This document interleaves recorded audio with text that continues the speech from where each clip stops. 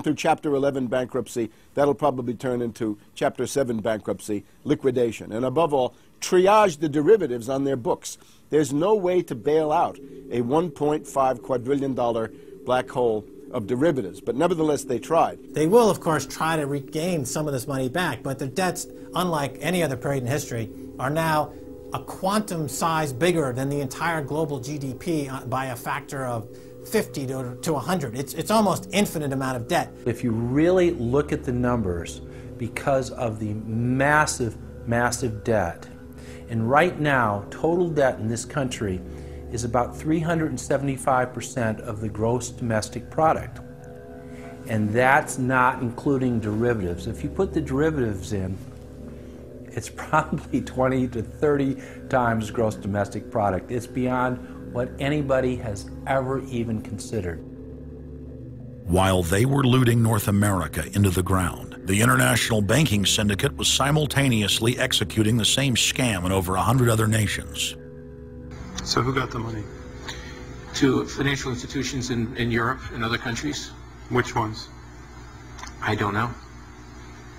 $500 billion and you don't know who got the money? Well, Obama's got one difficulty with this Congress. It's the number of freshman Democrats that got elected. Many of these people know that they got their seats from, and many of which got seats in the Senate and Congress from long-held Republican seats. They know that the people back in their states and in their constituencies will not tolerate this any longer. So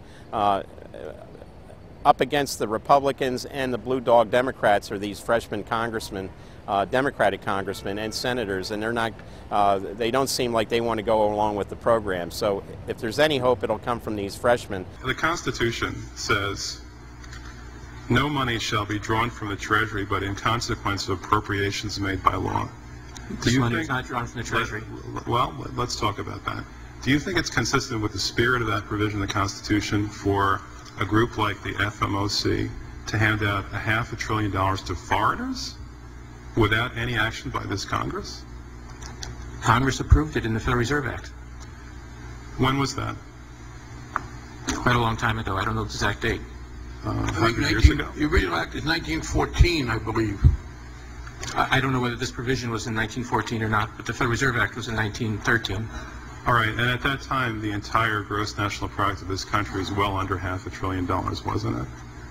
I don't know. Is it safe to say that nobody in 1913 contemplated that your small little group of people would decide to hand out $500 billion to foreigners? What the bailout legislation really did was give a blank check backed up by U.S. taxpayers to offshore megabanks. Of course, Congress has oversight. If you read the Constitution, our founders were very clear. Anything to do with taxes and money is put into the hands of both houses of Congress together. Both houses of Congress together must approve it. Because it's a buck, because that's why we fought the revolution. Taxation without representation was part of it. Foreign banks, Société Générale of France, about 10 billion for a French bank. Deutsche Bank of Germany. Did Deutsche Bank need the money? How much did they get from the bailout? Well, they told us they got $12 billion from the bailout. And Barclays Bank of Britain, 10 billion.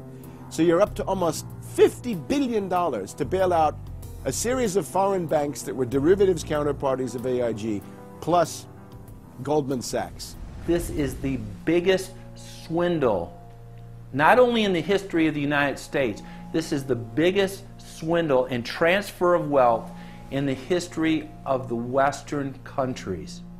And we've seen all these cronies from Wall Street with the combination to the vaults around the country, and they've just looted the Treasury and the banks and the securities industry dry. This is by probably an order of magnitude the biggest fraud in history. Over the next 10 months, $23.7 trillion was stolen from the U.S. Treasury. The gentleman from North Carolina, Mr. McHenry. Thank you, Mr. Chairman. And the the tune of $23.7 trillion worth of taxpayer exposure for the bailouts is quite striking. The calculation right now is that with Obama, we've got $24 trillion as a line of credit available only to Wall Street banks, insurance companies, credit cards, mutual fund companies, and others, but only financial institutions. $24 trillion of money from the Federal Reserve, from the Federal Deposit Insurance Corporation, and from the Treasury in the form of the bailout of October 2008. The Federal Reserve, the private holding company for the offshore banks, arrogantly told Congress and the American people that it was none of their business what the private banks did with the people's money.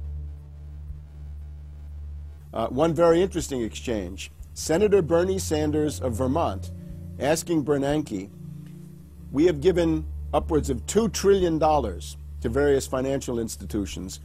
You've got to tell me, where did the money go? And Bernanke simply stonewalls and says, I won't tell you. And who got the money? Hundreds and hundreds of banks. Any bank or that has access to the U.S. Federal Reserve's discount. Can you tell us who they are? No. Do you have to be a large, greedy, reckless financial institution to apply for these monies? There is no subsidy. There is no capital involved. There is no gift involved. It is a collateralized, short-term liquid loan that is both over-collateralized and is recourse to the company itself. We have never lost a penny doing it. And how can other institutions get those loans as well? According to the law, we are supposed to be lending to depository institutions. Let me just say this, Mr. Chairman. I have a hard time understanding how you have put $2.2 trillion at risk without making those names available, those institutions public. And we're going to introduce legislation today, by the way, to demand that you do that. It is unacceptable to me that that goes on. Behind me, the Federal Reserve is probably the least transparent agency in the federal government. One could even argue that the Central Intelligence Agency is more transparent than the Federal Reserve. The fact is that the American people want to know more of the secrets of the temple, as the book was before you were born, The Secrets of the Temple. The Fed, as you know, is just a monopoly by the bankers. This is simply putting the foxes in charge of the henhouse. Personally, I'd be in favor of Congress just nationalizing the Fed and getting the bankers out of there. They're just stealing from the American people.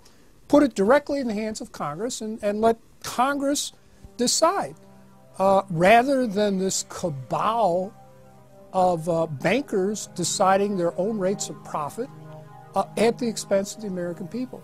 Since the Federal Reserve's creation in 1913, patriots have labored tirelessly to alert the American people to the true nature of the Federal Reserve. Throughout its 90-plus-year history, most Americans falsely believed that the Federal Reserve was a government agency. But today, scientific opinion polls show that the vast majority of the public is aware of the fact that the Federal Reserve is a front company for an offshore private banking cartel that dominates not just the United States, but almost every other nation on Earth. It's never been written about in any book that I've found as to who gave these guys the authority or permission to be the international bankers for the world. Why would you even need international bankers? Why would any government agree to use them? Why would you need to use them? Why can't any country create its own money? It tells you there was already an existing superstructure, already in existence, maybe 200-300 years ago, to give these guys permission to somehow be the overlords of all money for all countries. Polls also reveal that 75% of Americans demand a public audit of the secretive organization. By the summer of 2009, Congressman Ron Paul's bill to audit the Fed had gained more than 280 sponsors in the House.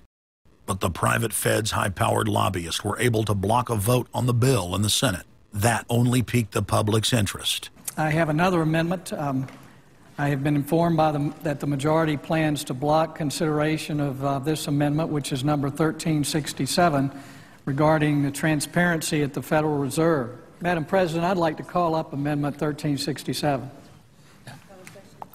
Without objection, the clerk will report.